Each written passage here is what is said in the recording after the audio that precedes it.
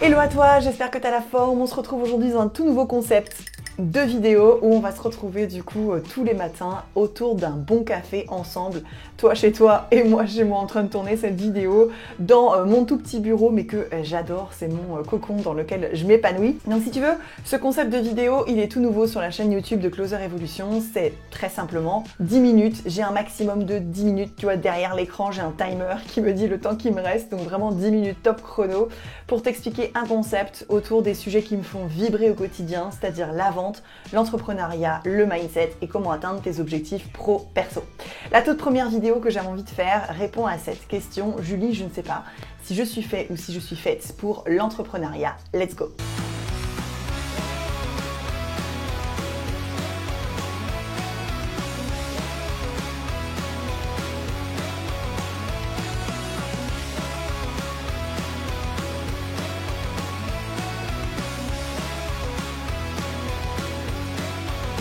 On se retrouve autour d'un café, c'est évidemment pour que moi aussi je puisse boire mon café, il n'y a pas que toi.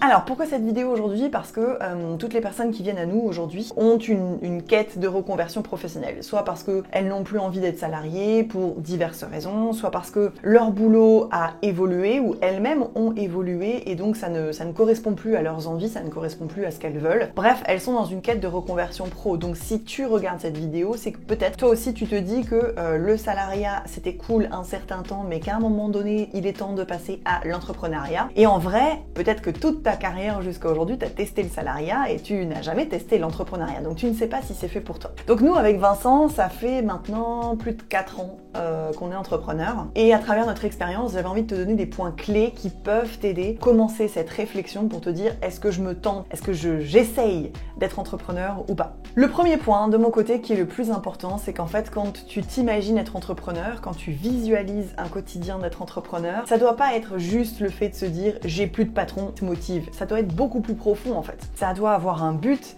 ça doit avoir un objectif précis et ça doit être beaucoup plus détaillé que juste super, je dis fuck à mon patron.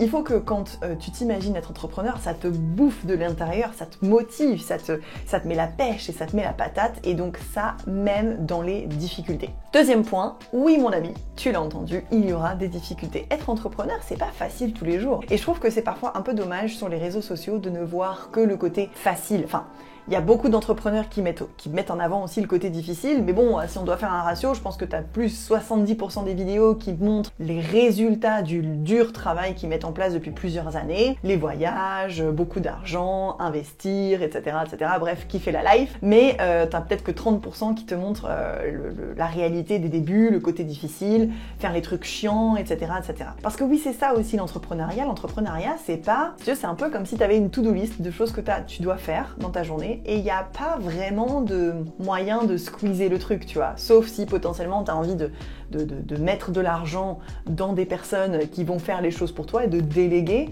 Mais en soi, l'entrepreneuriat, c'est accepter les avantages et les inconvénients qui vont avec. Et surtout si aujourd'hui tu regardes cette vidéo, c'est que le setting, le closing, en tout cas la vente en tant que freelance te donne envie, il n'y a pas vraiment grand chose que tu puisses déléguer dans ce cas de figure-là. Ce qui veut dire que troisième point, il va falloir que tu sois au fait avec les démarches administratives, parce que oui, être entrepreneur, même si c'est simplement micro-entrepreneur, ça nécessite de mettre en place des actions, de faire ta déclaration à l'URSSAF, de faire des factures, de regarder si tes factures sont bien payées en temps, etc., etc. Donc tu vois, tu as tout un côté administratif. Déjà, si l'administratif, ça te file des boutons, va peut-être falloir réfléchir à est-ce que j'ai envie de me lancer dans l'entrepreneuriat ou pas.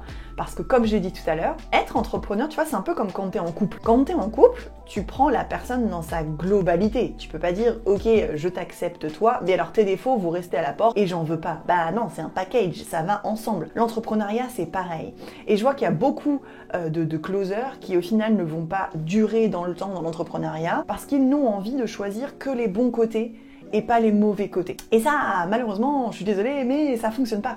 Il va falloir que tu sois ok avec le fait de dire, quand je suis salarié, il y a des trucs que je fais que j'adore, il y a des trucs que je fais que j'aime moins, c'est la même chose dans l'entrepreneuriat. Le quatrième point, j'ai envie de te dire que il faut, et ça on le verra dans une prochaine vidéo parce que c'est important de bien éclaircir ce concept qui est ultra important, c'est il faut que tu te dises que tu dois avoir un pourquoi hyper fort. Tu dois avoir une vraie raison de te lancer dans l'entrepreneuriat.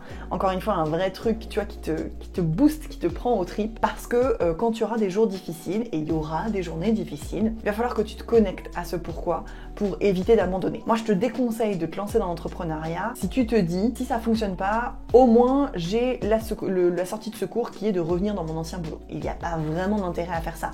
Si tu as envie de te lancer, lance-toi corps et âme à 100%, donne-toi tous les moyens d'y arriver et puis ne te laisse pas de plan B. Il n'y a pas de plan B.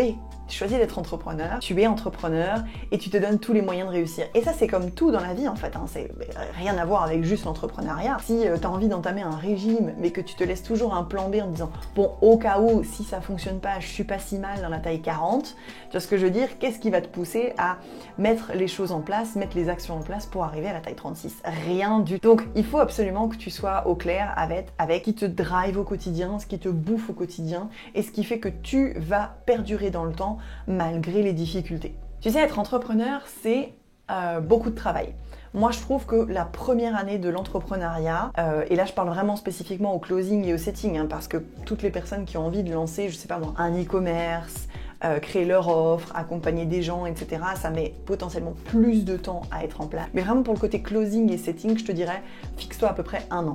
Dans cette année-là, ne te dis pas, je veux dans cette année-là avoir tous les avantages du closing et du setting. Donc la liberté géographique, la liberté de temps, de planning, gagner 10 000 € par mois, et puis organiser mes journées exactement comme je veux. Non, ça je trouve que c'est pas la bonne stratégie. Pour moi, la bonne stratégie, c'est de te dire que pendant 1 an, tu vas avoir potentiellement le même rythme de travail qu'en étant salarié. C'est-à-dire que tu vas bosser du lundi au vendredi, de 8h à 18h, et tu vas mettre toute ton énergie, tout ton focus, tout ton peps dans la réussite de cette activité. Moi, il y a vraiment un état d'esprit que j'essaye de véhiculer à travers nos formations, une fois qu'on a nos clients et qu'on essaye de leur véhiculer nos valeurs. C'est ce que j'appelle bêtement souffrir maintenant pour souffler plus tard. Alors attention, souffrir, ça veut pas dire souffrir, mais tu vois ce que je veux dire, c'est-à-dire cravache maintenant, bosse un max maintenant pour souffler plus tard. Et quand je dis maintenant, c'est au moins 1 an. Ça veut dire que si tu as envie d'être entrepreneur et que tu as envie, dès que tu as ton premier client, de souffler, c'est-à-dire, bon super, j'ai mon premier client, mais je veux bosser que les lundis seulement 2 heures dans la journée, les mardis ça va, mais les mercredis je veux profiter de mes enfants donc je bosse pas. Tu vois, tu te donnes déjà pas tous les moyens de réussir et ça je trouve ça vraiment dommage. Donc, tu cravaches à mort pendant 1 an, tu lâches rien pendant 1 an et ensuite tu vas pouvoir récolter le fruit de ton dur labeur et commencer à souffler et à kiffer la life et finalement atteindre les objectifs que tu t'étais donné au tout début quand tu as eu envie d'avoir cette reconversion professionnelle dans la vente. Écoute, je suis dans les temps, c'est ce que j'avais envie de te partager aujourd'hui autour de l'entrepreneuriat, en tout cas autour de cette question, est-ce que je me lance dans l'entrepreneuriat ou pas? Bien sûr, si tu as des questions, tu sais où me retrouver en commentaire. Moi, je vais terminer mon café tranquillement et je te dis à demain.